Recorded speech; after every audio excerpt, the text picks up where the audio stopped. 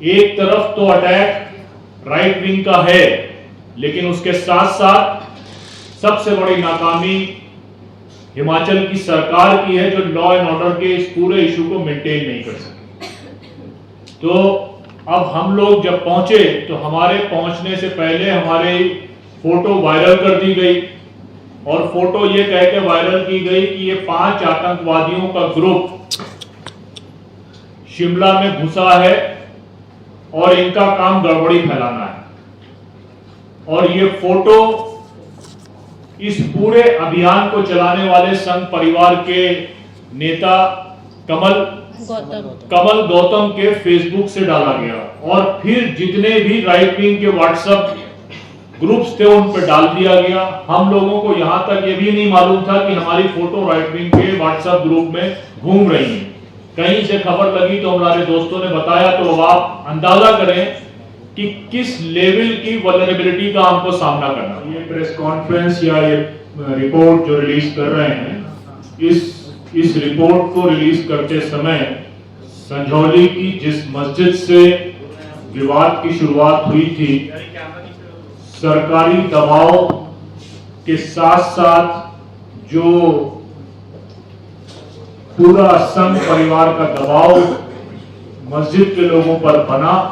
उन्होंने बगैर कोर्ट के फैसला आए हुए या कोर्ट के फैसले का इंतजार किए बगैर अपने हाथों से जो मस्जिद के फ्लोर्स एक्स्ट्रा बनाए गए थे उसको तोड़ना शुरू कर दिया। तो ये इस देश में साबित करता है कि सरकारें किसी की भी हों,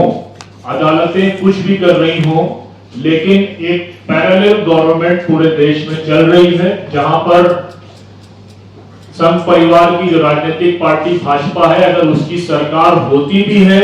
या नहीं भी होती है, तो इतना दबाव आपके ऊपर बना दिया जाता है कि आप कोर्ट के फैसले का इंतजार नहीं करते, कोर्ट के फैसले का वेट नहीं करते, बल्कि आपके ऊपर इतना दबाव बनाया जाता है कि एक जो स्पेशल अथॉरिटी बिल्ड करी गई है, उस अथॉरिटी के दबाव में या उसके फैसले पर आप ये काम करना शुरू कर देते हैं। बहरहाल जब ये संझौली में विवाद हुआ तो एक फैक्ट फाइंडिंग टीम, जिसका मैं कुछ दिनों के लिए हिस्सा था और बीच में मुझे आना पड़ा, उसकी कुछ वजह थी, हम लोगों ने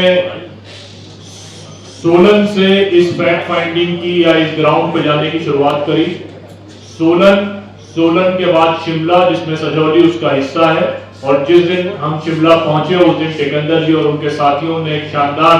पीस मार्च रखकर ये बताने की भी कोशिश करी थी कि समाज में हवा सिर्फ एक तरफ की नहीं चल रही है, तो वो अपनी बात बरकरार रखेंगे। तो शिमला, संझौली और उसके बाद पालनपुर, मंडी और कुल्लू, तो इन इलाकों में जहां जहां इस तरह के डिस्क्रिमिनेशन की, वायलेंस की या लूट की जो वारदात हुई हैं मुसलमानों के खिलाफ, क्योंकि इस बार हमने टाइटल माइनॉरिटी नहीं रखा, क्योंकि खुलकर मुसलमानों के खिलाफ हिंसा हुई है और उनको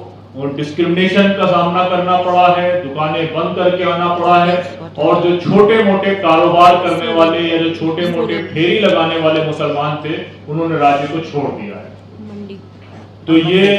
तमाम चीजें जो शुरू हुई, इसमें हम लोगों की जो ये रिपोर्ट है वो राज्य के पूरे पॉलिटिक्स के बारे में तो बात करती है, लेकिन स्पेसिफिकली सोलन, शिमला, मंडी, पालनपुर और कुल्लू, इन इलाकों के बारे में बात करती है। और कोई एक घटना या दो घटनाएं नहीं है, बल्कि सीरीज ऑफ द इंसिडेंट्स हुए हैं जो रिपोर्ट किए गए हैं। किसी की दुकानों पर निशान लगा दिए गए हैं, किसी की दुकानों पर अल्टीमेटम दे दिया गया है, किसी किराएदार को अल्टीमेटम दे दिया गया है कि आप मकान खाली कर लें। तो एक तरफ तो अटैक राइट विंग का है, लेकिन उसके साथ साथ सबसे बड़ी नाकामी हिमाचल की सरकार की है, जो लॉ एंड ऑर्डर के इस पूरे इशू को मेंटेन नहीं कर सकी। तो अब हम लोग जब पहुंचे तो हमारे पहुंचने से पहले हमारे फोटो वायरल कर दी गई, और फोटो ये कह के वायरल की गई कि ये 5 आतंकवादियों का ग्रुप शिमला में घुसा है और इनका काम गड़बड़ी फैलाना है। और ये फोटो इस पूरे अभियान को चलाने वाले संघ परिवार के नेता कमल गौतम के फेसबुक से डाला गया और फिर जितने भी राइट विंग के व्हाट्सएप ग्रुप्स थे उन पर डाल दिया गया। हम लोगों को यहां तक ये भी नहीं मालूम था कि हमारी फोटो राइट विंग के व्हाट्सएप ग्रुप में घूम रही है। कहीं से खबर लगी तो हमारे दोस्तों ने बताया, तो अब आप अंदाजा करें कि किस लेवल की वल्नरेबिलिटी का हमको सामना करना पड़ा। हमने ऑलरेडी इसकी शिकायत हिमाचल पुलिस से करी है, कंप्लेन नंबर मिल गया है, लेकिन कार्रवाई अभी तक कुछ भी नहीं हुई है। साइबर सेल में भी करी गई है, वहां के थाने में भी करी गई। थाने ने पहले लेने से मना कर दिया एप्लीकेशन, तो वो बाई पोस्ट भेजी गई। तो बहरहाल इन सब के उसमें आप ये अंदाजा लगा सकते हैं कि जो हम लोग यहाँ पर सामाजिक कार्यकर्ता हैं, सालों से काम कर रहे हैं, या वो जर्नलिस्ट जो लगातार सालों से काम कर रहे हैं, उनको अगर इस लेवल की वल्नरेबिलिटी को फेस करना पड़ता है, तो जो एक उत्तर प्रदेश पश्चिम का, सहारनपुर का या मेरठ का रहने वाला मजदूर या लेबर या फेरी वाला, वो किस लेवल की वल्नरेबिलिटी का सामना कर रहा हो। तो ये बहुत सारे सवाल हैं अलग अलग जिलों के, जिसपे मेरे दोस्त कौशिक और